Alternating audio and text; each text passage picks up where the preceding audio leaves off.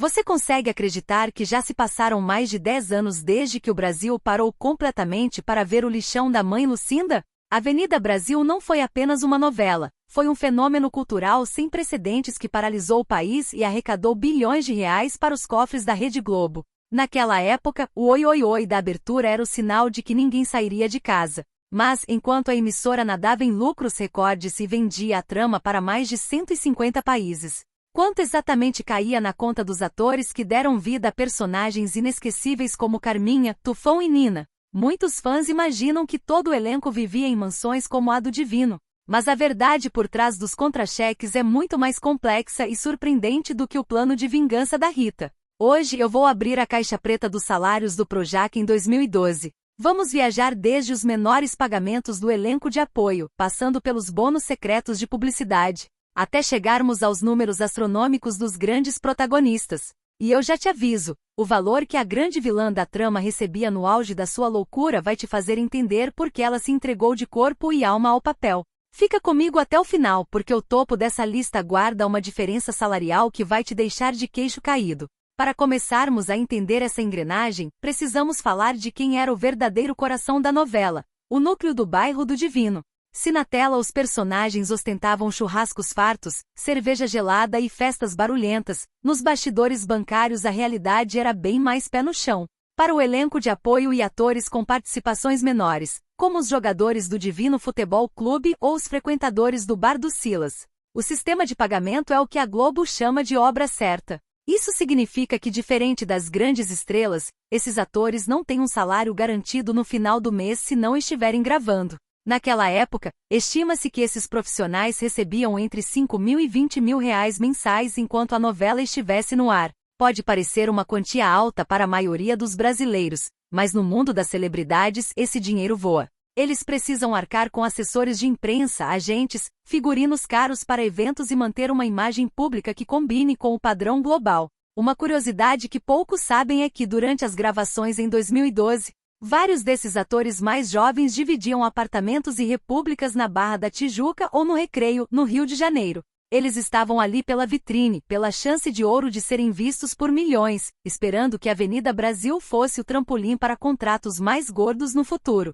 Subindo um degrau nessa escada financeira, encontramos os atores que carregavam o alívio cômico e a tensão dramática secundária. Um exemplo perfeito é o Marcelo Novaes, que deu vida ao inesquecível Max. O Marcelo já era um rosto conhecido da TV, mas em Avenida Brasil ele atingiu um novo patamar de excelência. Por ser um ator experiente, mas que na época ainda não ocupava o chamado primeiro escalão de salários vitalícios da emissora, Marcelo recebia algo entre 50 mil e 80 mil reais por mês. O que torna o caso dele curioso é o esforço físico envolvido. Marcelo gravava horas seguidas sob o sol forte do lixão cenográfico, cercado por detritos e fumaça, para dar veracidade ao sofrimento e à sujeira do personagem. Ele revelou em entrevistas posteriores que o desgaste emocional de ser o capacho da Carminha foi tão grande que ele chegou a ter crises de estresse e precisou de muito descanso, após o fim da trama. Mas o investimento valeu a pena, depois da novela. O passe de Marcelo Novaes valorizou tanto que ele se tornou um dos nomes mais requisitados para campanhas publicitárias de marcas masculinas,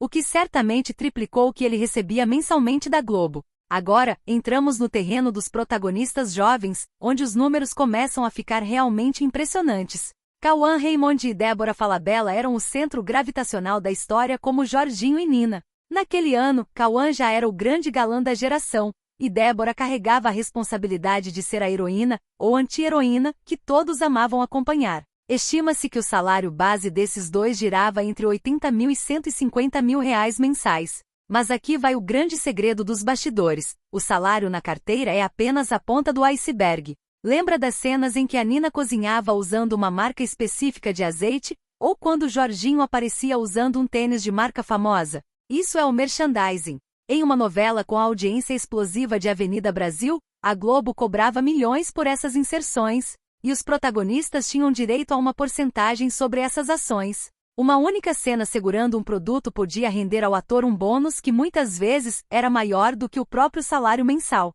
Além disso, as capas de revistas e campanhas de moda para o público jovem faziam com que a conta bancária deles crescesse em um ritmo frenético.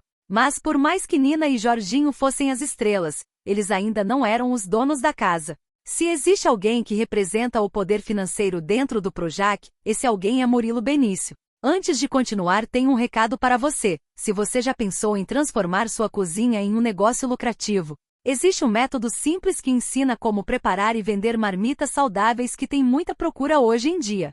É um passo a passo pensado para quem quer começar mesmo com pouco dinheiro e transformar a cozinha em uma fonte de renda. E tem uma boa notícia: o curso está com um desconto exclusivo para quem acompanha o canal Falando Nisso. O link para conhecer está aqui na descrição. Agora bora pro vídeo. O intérprete do Tufão é um dos poucos que desfrutam do místico contrato fixo de longa duração. Sabe o que isso significa na prática? Que Murilo Benício recebe uma fortuna todos os meses, estando ele no ar ou em casa descansando em sua fazenda. Durante a Avenida Brasil, estima-se que o salário de Murilo estivesse na casa dos 150 mil a 250 mil reais por mês. Quando ele está gravando, esse valor aumenta devido às gratificações de produção. Murilo é conhecido nos bastidores por ser um dos atores mais inteligentes no que diz respeito a negócios.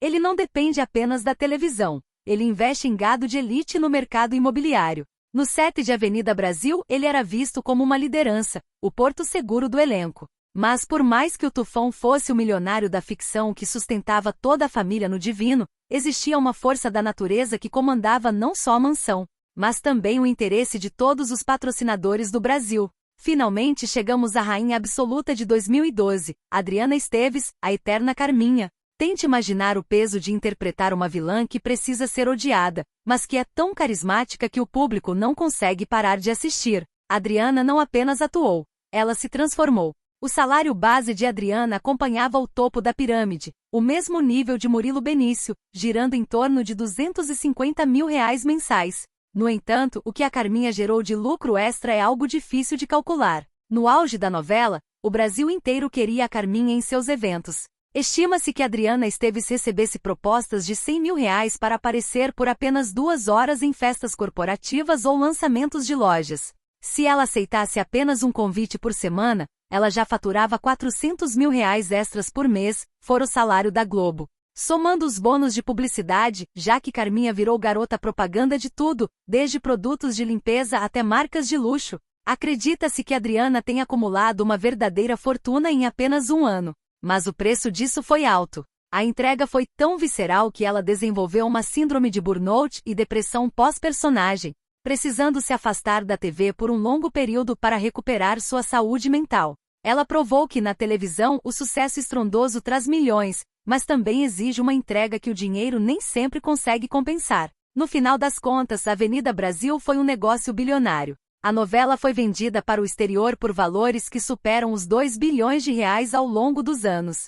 Perto desse lucro absurdo, os salários dos atores podem até parecer pequenos, mas a verdade é que essa obra mudou para sempre o patamar de vida de todo o elenco. Hoje muitos desses nomes que citamos vivem confortavelmente, escolhendo a dedo seus trabalhos, graças ao que construíram naquele ano mágico de 2012. E você? Sabia que a diferença entre o elenco de apoio e os protagonistas era tão grande? Achava que o Tufão ganhava mais que a Carminha por ser o dono da mansão. Qual desses atores você acha que mais merecia aquele aumento salarial? Comenta aqui embaixo a sua opinião e me conta qual é a sua lembrança favorita de Avenida Brasil. Não esquece de deixar o seu like e se inscrever no canal para mais mergulhos profundos nos segredos e na nostalgia da nossa televisão. Até o próximo vídeo!